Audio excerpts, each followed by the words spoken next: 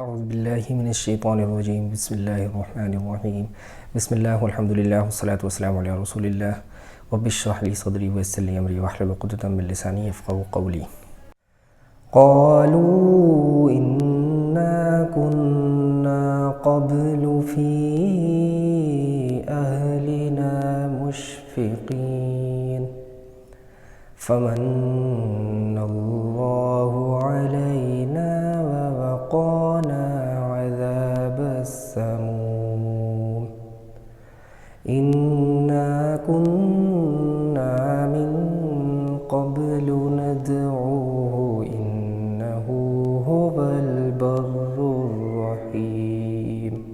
سورۃ الطور میں اللہ تعالیٰ جنتیوں کا ذکر بڑے خوبصورت الفاظ میں کرتے ہیں۔ فرما رہے ہیں ان المتقین فی جنات و نعیم، متقی لوگ یعنی اللہ تعالیٰ کا تقوی اختیار کرنے والے لوگ جو ہر وقت اللہ تعالیٰ کی طرف سے کانشیس رہتے تھے، وہ وہاں پہ باغوں اور نعمتوں میں ہوں گے۔ فاکہین بما آتاہم ربہم ووقاہم ربہم عذاب الجحیم، لطف لے رہے ہوں گے ان چیزوں کا جو ان کا رب انہیں دے گا اور ان کا رب انہیں دوزخ کے عذاب سے بچا لے گا۔ کلوا واشربوا ہنیئا بما کنتم تعملون، ان سے کہا جائے گا کہ کھاؤ اور پیو مزے سے اپنے ان اعمال کے صلے میں جو تم کرتے رہے ہو۔ متکئین علی سرر مصفوفہ وزوجناہم بحور عین، وہ آمنے سامنے بچھے ہوئے تختوں پر تکیے لگائے بیٹھے ہوں گے اور ہم خوبصورت آنکھوں والی حوریں ان سے بیاہ دیں گے۔ والذین آمنوا واتبعتهم ذریتهم بایمان الحقنا بهم ذریتهم وما التناهم من عملهم من شیء کل امرئ بما کسب رہین۔ یہ بہت ہی زبردست ایک جنت کی نعمتوں میں سے نعمت ہے کہ جو لوگ ایمان لائے ہیں اور ان کی اولاد بھی کسی درجہ ایمان میں کم از کم ان کے نقش قدم پر چلی ہے، ان کی اس اولاد کو بھی ہم جنت میں ان کے ساتھ ملا دیں گے۔ یعنی اولاد نیک ہے مگر اپنے نیک اعمال کی وجہ سے اس درجے پر نہیں پہنچ سکی جس درجے پر والدین پہنچ گئے ہیں، یا وائس ورثہ۔ یہ قرآن مجید کی ایک اور آیت سے یہ بھی ثابت ہے۔ تو اللہ تعالیٰ جن کا لیول نیچے ہے ان کا لیول بڑھا کے ان لوگوں کے ساتھ کر دیں گے جن کا لیول اوپر ہے۔ اگر ماں باپ اوپر ہیں تو بچوں کو ان کے ساتھ کر دیا جائے گا تاکہ ان کی آنکھیں ٹھنڈی رہیں، اور اسی طرح اس کے الٹ ہوگا کہ اگر والدین نچلے درجے میں ہیں کسی وجہ سے اور اولاد آگے نکل گئی ہے تو والدین کو اپ لفٹ کر کے ان تک پہنچا دیا جائے گا تاکہ وہ اکٹھے رہیں اور ان کی آنکھیں ایک دوسرے سے ٹھنڈی ہوں۔ یہ بہت ہی خوبصورت نعمتوں میں سے ایک نعمت ہے جنت کی۔ ہر شخص اپنے کسب کے عوض رہن ہے، یعنی ایسا نہیں ہے کہ ایک شخص نے اعمال بالکل ہی نہ کیے ہوں اور نہ ایمان ہے نہ اعمال ہیں اور پھر بھی والدین جنت میں ہیں تو اس وجہ سے اسے جنت میں کر دیا جائے گا، ایسا نہیں ہوگا۔ اپنے اعمال سے اور اپنے ایمان سے اسے کم از کم اس لیول کو ضرور پہنچنا ہوگا کہ وہ جنت میں داخلے کا مستحق بن جائے، اس کے بعد ان کو اکٹھا کر دیا جائے گا انشاءاللہ۔ وَأَمْدَدْنَاهُمْ بِفَاكِهَةٍ وَلَحْمٍ مِّمَّا يَشْتَهُونَ، ہم ان کو ہر طرح کے پھل اور گوشت جس چیز کو بھی ان کا جی چاہے گا خوب دیے چلے جائیں گے۔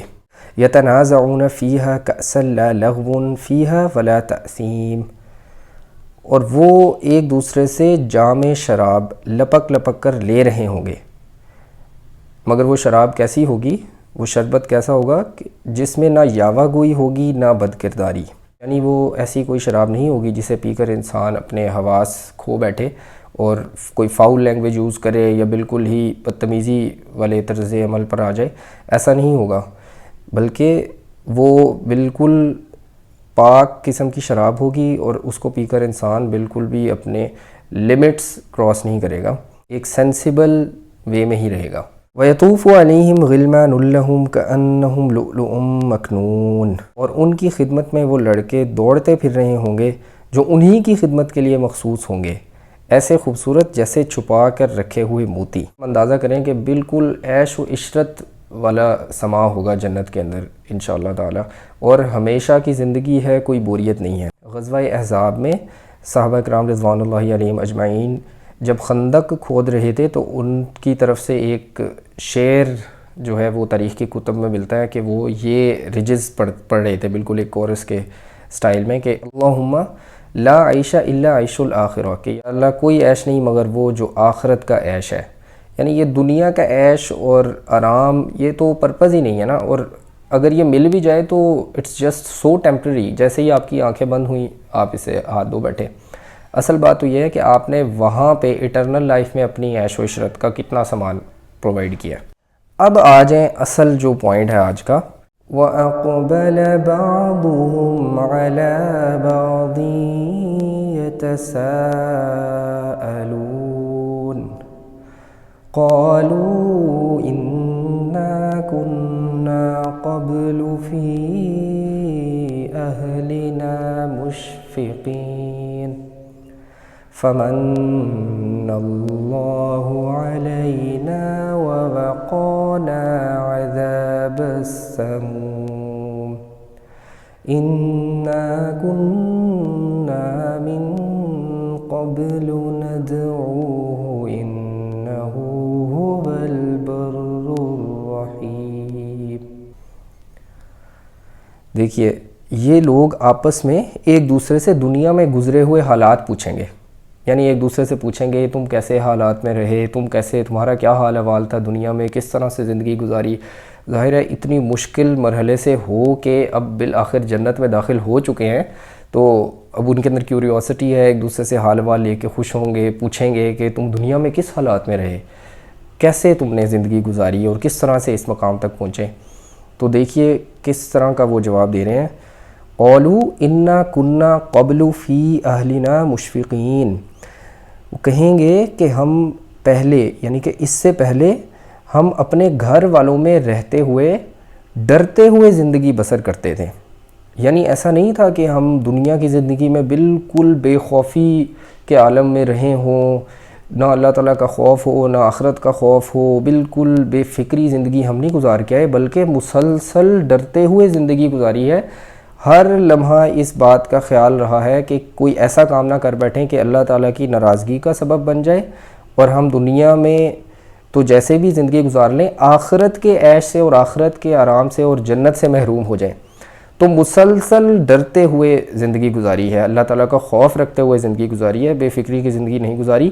اور خاص طور پہ گھر والوں کا ذکر ساتھ کیا ہے کہ ہم گھر والوں کے درمیان رہتے ہوئے اللہ تعالیٰ سے ڈرتے ہوئے زندگی بسر کرتے تھے. گھر والوں کا خاص طور پہ ذکر اس لیے کہ انسان موسٹلی جو اللہ تعالیٰ کی ناراضگی مول لے لیتا ہے وہ ان کاموں کے لیے لیتا ہے جو وہ اپنے گھر والوں کے لیے کرتا ہے، کہ گھر والوں کو، بیوی بچوں کو، ظاہر ہے ان کے لیے پیار محبت ایک فطرتی چیز ہے. تو انسان ان کے عیش و آرام کا خیال کرتے ہوئے بے شمار دفعہ ایسے ہوتا ہے کہ اللہ تعالیٰ کی ناراضگی والے کام کر بیٹھتا ہے، یعنی کہ ان کی دنیا بناتے ہوئے اپنی آخرت بگاڑ لیتا ہے. اور اسی وجہ سے انما اموالکم و اولادکم فتنہ، کہ مال اور اولاد کو اللہ تعالیٰ کی طرف سے فتنہ یعنی کہ ایک آزمائش قرار دیا گیا ہے. تو اسی وجہ سے یہاں پہ خاص طور پہ گھر والوں کے درمیان رہتے ہوئے اللہ تعالیٰ سے ڈرنے کا ذکر ہے. اور دیکھیے وہ یہ کہنے کے بعد اگلی بات کیا کرتے ہیں، فمن اللہ علینا ووقانا عذاب السموم. آخر کار اللہ تعالیٰ نے ہم پر فضل فرما دیا اور ہمیں جھلسا دینے والی ہوا کے عذاب سے بچا لیا. یعنی دنیا میں اللہ تعالیٰ سے ڈرتے ہوئے زندگی گزاری تو اللہ تعالیٰ نے کتنا ہمیں بڑا انعام دیا کہ ہمیں اس سخت عذاب سے اور گرم عذاب سے ہمیں بچا لیا اور جنتوں میں داخل کر دیا. انا کنا من قبل ندعوہ، ہم پچھلی زندگی میں اسی سے دعائیں مانگتے تھے، اسی ایک اللہ رب العزت اللہ سبحانہ و تعالیٰ سے دعائیں مانگا کرتے تھے. انہ هو البر الرحیم. اور دیکھو آج کیسے ثابت ہو گیا کہ وہ واقعی بڑا ہی محسن اور بڑا ہی رحیم ہے. اب دیکھیے اس کے ساتھ ہی ایک حدیث ہم پڑھ لیتے ہیں جو کہ علامہ ناصر الدین البانی رحمہ اللہ نے سلسلۃ الاحادیث الصحیحہ میں کوٹ کی ہے، حدیث نمبر 742، جس کا مفہوم یہ حدیث قدسی ہے کہ اللہ تعالیٰ فرماتے ہیں کہ میری عزت و جلال کی قسم، میں اپنے بندوں پر دو خوف کبھی جمع نہیں کرتا اور دو بے فکریاں عطا نہیں کرتا. اگر وہ دنیا میں مجھ سے خوف رکھتے ہوئے زندگی بسر کرے گا تو قیامت والے دن اسے خوف میں مبتلا نہیں کروں گا، قیامت والے دن اسے بے خوف اور بے فکری اور بے خوفی عطا کروں گا۔ اور اگر دنیا میں مجھ سے بے خوف رہ کے زندگی گزارے گا تو قیامت والے دن اسے خوف میں مبتلا کروں گا۔ آپ خود سوچئے، ایک لمحے کو انسان اس سوچ میں ضرور پڑتا ہے کہ ہر کام کرنے سے پہلے اللہ تعالیٰ کا خوف ذہن میں رکھنا ضروری ہے کہ کوئی کام ایسا نہ ہو جائے کہ اللہ تعالیٰ اس سے ناراض ہو جائیں، یہ کام نہیں کرنا، وہ کام نہیں کرنا، یا کرنا ہے تو کس طریقے سے کرنا ہے۔ یعنی مومن جو ہے وہ کبھی بے خوف ہو کر زندگی اس دنیا میں گزار ہی نہیں سکتا، اور یہ بات بڑی مشکل ہے۔ اسی وجہ سے دیکھیے نا، لوگ کئی دفعہ ایسا ہوتا ہے کہ اسلام اس وجہ سے نہیں لاتے کہ اسلام لانے کا مطلب ہی یہی ہے کہ آپ نے اپنی مرضی اللہ تعالیٰ کے سپرد کر دینی ہے، اس کے بعد آپ کی مرضی تو چلے گی ہی نہیں، نہ وہ بے فکری نہ وہ بے خوفی چلے گی، بلکہ ہر قدم قدم پر اللہ تعالیٰ کی ماننی پڑے گی آپ کو۔ تو لیکن یہ کسی بھی طرح سے گھاٹے کا سودا ہے ہی نہیں، کیونکہ دنیا کی زندگی تو بہت ہی تھوڑی ہے اور آخرت کی زندگی انلمیٹڈ ہے۔ یہاں کا نقصان بظاہر دیکھنے کو نقصان بھی ہے، جو بھی ہے وہ بندہ ایکسیپٹ کر سکتا ہے اور ضرور کرے، مگر آخرت کے نقصان کو بالکل برداشت نہ کرے، کیونکہ وہ نقصان ایسا ہے کہ دنیا کی ساری نعمتیں بھی اگر جمع کر لیں تو اس کا چھوٹے سے چھوٹا نقصان اس سے بہت بڑا ہے۔ اللہ تعالیٰ ہمیں توفیق دیں کہ ہم اس دنیا میں، اس دنیا کی زندگی میں اللہ تعالیٰ کو راضی کر پائیں۔ بارک اللہ لی و لکم فی القرآن العظیم و نفعنی و ایاکم بالآیات و ذکر الحکیم۔